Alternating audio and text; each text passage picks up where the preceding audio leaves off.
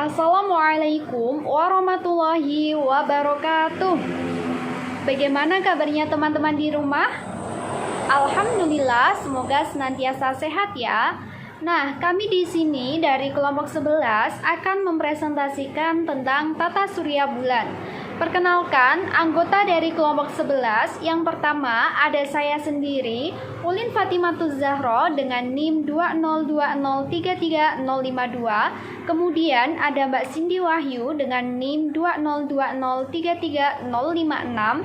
Lalu ada Mbak Cindy Nur dengan NIM 202033097. Dan yang terakhir ada Mbak Zulia Prihatiningsih dengan NIM 202033314. Nah, apa sih yang dimaksud dengan bulan ini?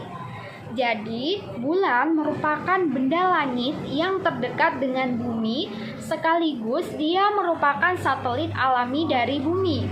Nah, karena bulan ini merupakan satelit, sehingga menyebabkan dia tidak dapat memancarkan cahayanya sendiri. Dan dia ini memancarkan pantulan cahaya dari matahari. Sebagai satelit, tentunya bulan ini juga berputar dan mengelilingi bumi. Lalu, sebenarnya bentuk bulan itu seperti apa sih? Nah, bentuk bulan pada umumnya itu mirip seperti planet. Permukaan bulan merupakan dataran kering dan tandus, banyak kawah, dan juga terdapat pegunungan dan dataran tinggi. Bulan tidak memiliki atmosfer dan mengakibatkan sering terjadi perubahan suhu yang sangat drastis. Selain itu, bunyi tidak dapat merambat, tidak ada siklus air, tidak ditemukan makhluk hidup, dan suasananya sangat gelap gulita. Nah, lalu bagaimana sih ciri-ciri bulan? Ciri-ciri bulan ini tidak konstan atau kekal, artinya dia selalu berubah-ubah. Ciri-cirinya yang pertama, jarak rata-ratanya yaitu 384.000 km dari bumi, jarak terjauhnya yaitu 405.500 km dari bumi, jarak terdekatnya yaitu sekitar 363.000 km dari bumi, garis tengahnya ini ialah 4.480 km, masanya ini ialah 1/8 kali bumi, volumenya ialah 1/50 dari bumi, dan ada ciri-ciri lainnya juga. Kemudian struktur bulan itu dibagi menjadi 3. Yang pertama ada kerak bulan, mantel bulan, dan inti. Kerak bulan ini adalah suatu lapisan bulan yang paling luar yang melindungi lapisan di dalam atau di bawahnya. Sedangkan mantel bulan ini adalah salah satu lapisan di bawah kerak bulan yang menyelimuti dari lapisan inti. Lalu, inti dalam bulan ini kaya akan besi yang berada pada radius yakni sekitar 240 km, sedangkan untuk inti luarnya ini berupa fluida atau cairan yang tersusun yakni dari besi cair itu dengan radius kurang lebih 300 km. Apa sih dampak dari pergerakan bulan? 1.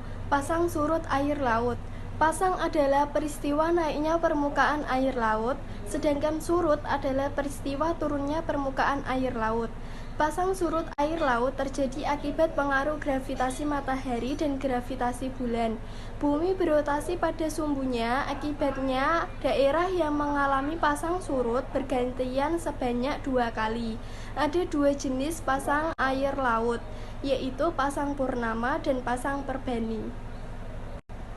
2. Pasang purnama. Pasang ini dipengaruhi oleh gravitasi bulan dan terjadi ketika bulan purnama.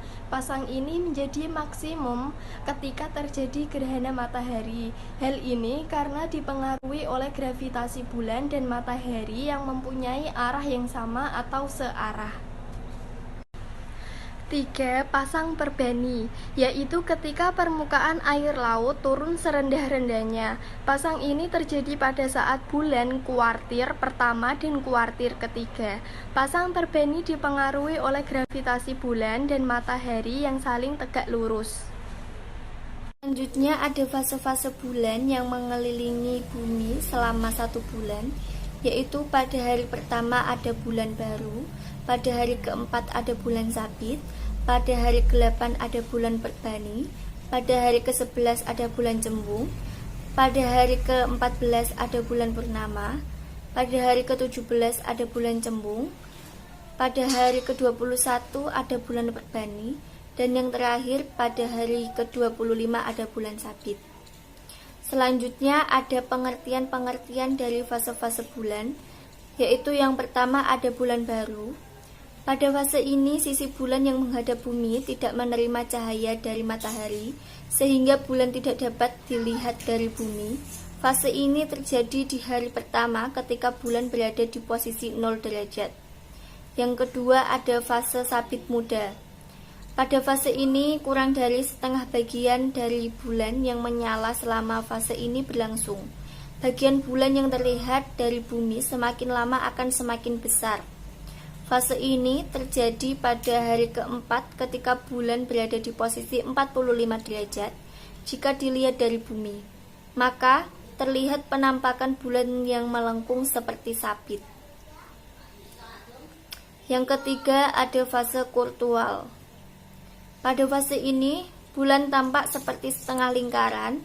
Fase ini terjadi di hari ke-8 ketika bulan berada di posisi 90 derajat. Yang keempat ada fase 4 atau waxing gibbous. Fase ini dimulai dengan setengah bagian yang tampak akan lebih besar. Jika diperhatikan dari bumi, akan terlihat seperti cakram yang bisa disebut dengan bulan cembung. Fase ini terjadi pada hari ke-11 ketika bulan berada pada posisi 135 derajat. Selanjutnya, pada fase kelima ada bulan purnama atau full moon. Pada fase ini, bulan berada pada sisi berlawanan dengan bumi, sehingga cahaya matahari sepenuhnya terkirim ke bulan. Fase ini terjadi di hari ke-14 ketika bulan berada pada posisi 180 derajat. Fase ini bulan terlihat seperti lingkaran penuh atau sering dikenal dengan istilah bulan purnama. Selanjutnya pada fase ke-6 ada waning gibbous. Fase 6 atau waning gibbous. Pada fase ini bagian bulan yang dari bumi akan semakin kecil secara bertahap. Fase ini terjadi di hari ke-17 ketika bulan berada pada posisi 225 derajat. Penampakannya kembali seperti cakram. 7. Fase kuartal 1 atau first quarter. Pada fase ini kembali terlihat setengah bagian dari bulan terlihat. Fase ini terjadi di hari ke-21 ketika bulan berada tepat pada posisi 270 derajat. Penampakannya sama seperti bulan pada fase kuartil 3. 8. Fase sabit tua atau waning crescent. Pada fase ini, bagian kecil dari bulan terlihat. Fase ini terjadi di hari ke-25 ketika bulan berada pada posisi 315 derajat. Penampakan pada fase bulan terlihat sama seperti pada posisi 45 derajat.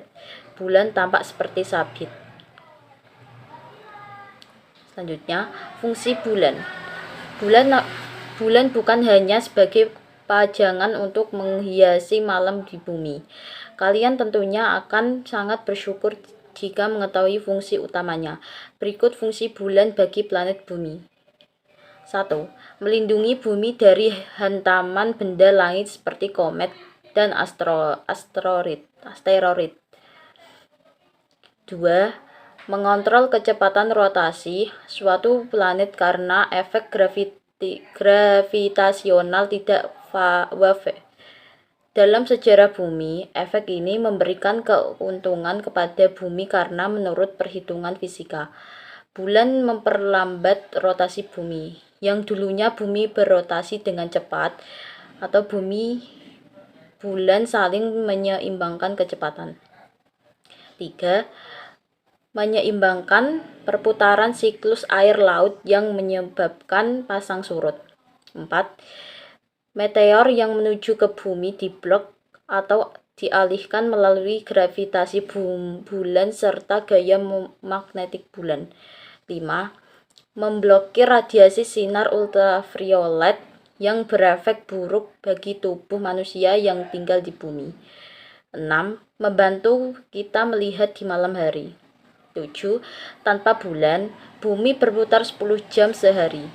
Bumi berputar 3,5 derajat karena adanya bulan.